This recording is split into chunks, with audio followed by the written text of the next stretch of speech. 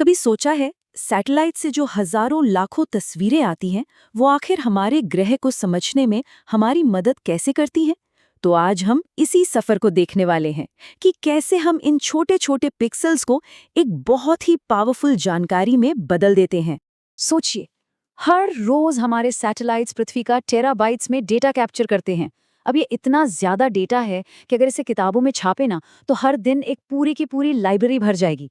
लेकिन ये सारा का सारा डेटा बिखरा हुआ है, बिल्कुल एक ऐसी कहानी की तरह जिसके पन्ने हवा में उड़ गए हों। तो सबसे बड़ा सवाल यही उठता है कि हम डेटा के इस अंबार को कैसे बदलें, एक ऐसी चीज में जो काम की हो, जिसे समझा जा सके और जिससे हम सही फैसले ले सकें। देखिए, इसका जवाब एक बहुत ही खास प्रक्रिया में छिपा है और इस जादू का नाम है स्थानिक डेटा प्रबंधन, या जिसे कहते हैं स्पेशल डेटा मैनेजमेंट।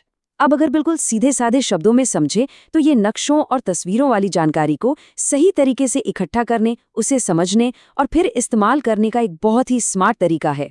चलिए जरा और गहराई से देखते हैं कि ये सब होता कैसे है। तो चलिए सबसे पहले ये समझते हैं कि ये स्थानिक डेटा यानी स्पेशल डेटा आखिर है क्या चीज। कह सकते हैं कि ये वो कच्ची सामग्री है, वो रॉ इंग्रेडिएंट जिससे आगे चलकर सारी जानकारी तैयार होती है। तो देखिए, ये डेटा हमें बस 3 चीजें बताता है।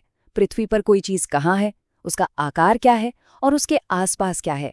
और ये जानकारी हमें मिलती है तस्वीरों के रूप में, जो कि लाखों करोड़ों छोटे छोटे बिंदुओं से बनी होती हैं, जिन्हें हम पिक्सल कहते हैं।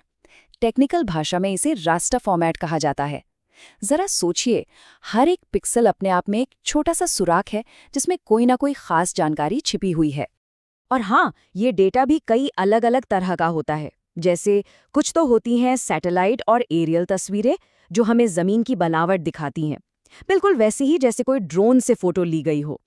फिर होता है डिजिटल एलिवेशन मॉडल, जो हमें पहाड़ों की ऊंचाई बताता है। थर्मल इमेज से ये भी पता चल जाता है कि जमीन कहाँ ज्यादा गर्म है। और सबसे दिलचस्प है मल्टीस्पेक्ट्रल डेटा। ये हमें वो चीजें भी दिखा देता है जो हमारी अपनी आंखें नहीं देख सकती, जैसे कि किसी खेत में फसलों की सेहत कैसी चल रही है। अब जरा सोचिए, इतने अलग अलग तरह के डेटा को संभालना कितना मुश्किल होगा। यहीं पर एंट्री होती है एक कॉस्मिक लाइब्रेरियन की, एक ऐसा सिस्टम जिसका काम है इस पूरे बिखराव को, इस केओस को एक ऑर्डर में लाना। इस पूरे सफर के पहले 4 कदम तो काफी सीधे साधे हैं। पहला, डेटा को इकट्ठा करना, चाहे वो सैटेलाइट से हो, ड्रोन से या विमानों से। दूसरा, उसे सुरक्षित तरीके से स्टोर करना। तीसरा, और ये बहुत जरूरी है, उसे व्यवस्थित करना, बिल्कुल वैसे ही जैसे एक लाइब्रेरियन किताबों को सही जगह पर रखता है। और चौथा, उसे इस्तेमाल के लिए तैयार करना, मतलब उसे साफ सुथरा करके एनालिसिस के लिए एकदम फिट बनाना। लेकिन इन चारों में से एक कदम ऐसा है जो डेटा की असली ताकत को अनलॉक करने का सीक्रेट है, और वो है ऑर्गेनाइजेशन, यानी उसे सही तरीके से व्यवस्थित करना। और ये जो पूरा ऑर्गेनाइजेशन का खेल है ना, वो एक ही चीज पर टिका है, मेटाडेटा। इसे आप डेटा का डीएनए भी कह सकते हैं। ये वो जानकारी है जो डेटा के बारे में सब कुछ बताती है। तो सवाल ये है कि ये मेटाडेटा आखिर बताता क्या है। समझिए कि ये डेटा का आइडेंटिटी कार्ड है। ये हमें बताता है कि तस्वीर कब ली गई, किस सेंसर या सैटेलाइट ने ली, उसकी क्वालिटी मतलब रेजोल्यूशन कैसा है, और सबसे जरूरी बात, ये दुनिया के किस हिस्से की है। क्योंकि इस जानकारी के बिना सैटेलाइट से आई कोई भी तस्वीर रंगीन पिक्सेल्स के एक बेमतलब झुंड के अलावा और कुछ भी नहीं है। अच्छा, तो एक बार जब हमारा सारा डेटा ऑर्गेनाइज हो जाता है, तब हम अगले लेवल पर जाते हैं। अब वक्त है इन पिक्सेल्स को एक मकसद देने का, इनसे असली मतलब निकालने का। देखिए, रॉ डेटा अपने आप में पावरफुल तो है, इसमें कोई शक नहीं। लेकिन जब हम अलग अलग तरह के डेटा को एक दूसरे के ऊपर परत की तरह रखते हैं ना, तब जो तस्वीर उभरती है वो वाकई ट्रांसफॉर्मेटिव होती है। जरा सोच कर देखिए, एक लेयर में सिर्फ नदियां हैं, दूसरी लेयर में सिर्फ सड़कें और तीसरी में सारे घर। जब ये सब लेयर्स एक साथ आती हैं, तब जाकर एक पूरे शहर की असली मुकम्मल तस्वीर सामने आती है। तो हम यही करते हैं, हम सैटेलाइट की तस्वीरों को दूसरी बहुत सारी जानकारियों के साथ मिलाते हैं, जैसे कि जमीन का नक्शा यानी कि टोपोग्राफिक मैप्स, एडमिनिस्ट्रेटिव बाउंड्रीज मतलब किस राज्य या जिले की सीमा कहाँ तक है, वहाँ की मिट्टी कैसी है, सड़कों का नेटवर्क कैसा है, और यहाँ तक कि उस इलाके की आबादी कितनी है। और जब ये सारा डेटा इंटीग्रेट हो जाता है, मतलब एक साथ जुड़ जाता है, तब हमें मुश्किल से मुश्किल सवाल पूछने की ताकत मिल जाती है।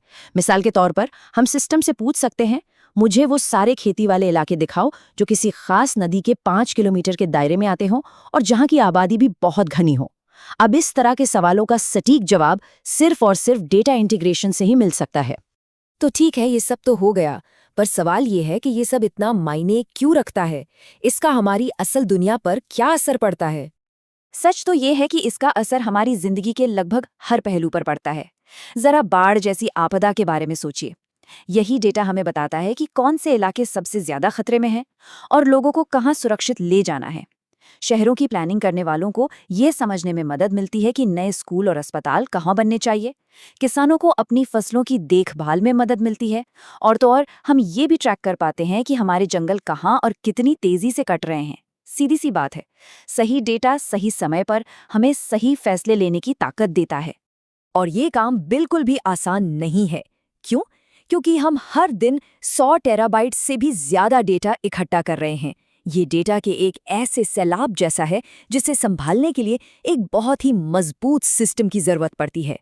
और यही वजह है कि इस फील्ड में काम करने वाले लोगों को लगातार कई चुनौतियों का सामना करना पड़ता है। तो आखिर हमारे इस ग्रह के डेटा को मैनेज करना इतना मुश्किल है क्यों? देखिए, मुश्किलें कई हैं। सबसे पहली तो ये कि डेटा का वॉल्यूम बहुत ज्यादा है, मैसिव है। दूसरा, अलग अलग सैटेलाइट से अलग अलग फॉर्मेट और रेजोल्यूशन का डेटा आता है। इन सबको एक साथ जोड़ना एक पहेली सुलझाने जैसा ही है। फिर स्टोरेज का खर्चा भी बहुत ज्यादा है, और ये पक्का करना कि जानकारी हमेशा सटीक रहे एक अलग ही सिरदर्द है। और शायद सबसे बड़ी चुनौती ये है कि हमारी पृथ्वी तो हर पल बदल रही है, इसलिए इस डेटा को भी लगातार अपडेट करते रहना पड़ता है। तो पूरी बात का निचोड़ ये है कि अगर इसे मैनेज ना किया जाए तो ये सिर्फ पिक्सेल्स की एक बाढ़ है जिसका कोई मतलब नहीं। लेकिन जब इसे सही तरीके से मैनेज किया जाता है तो यही डेटा हमारे ग्रह का एक जीता जागता इतिहास बन जाता है। और यहीं पर आकर ये पूरी बात हमें एक बहुत बड़े सवाल पर छोड़ देती है। जैसे जैसे हम अपनी दुनिया के हर कोने का नक्शा बना रहे हैं, ये हमें सोचना होगा कि हम इन आंकड़ों से आखिर कौन सी कहानी बताना चाहते हैं। ये सच में सोचने वाली बात है।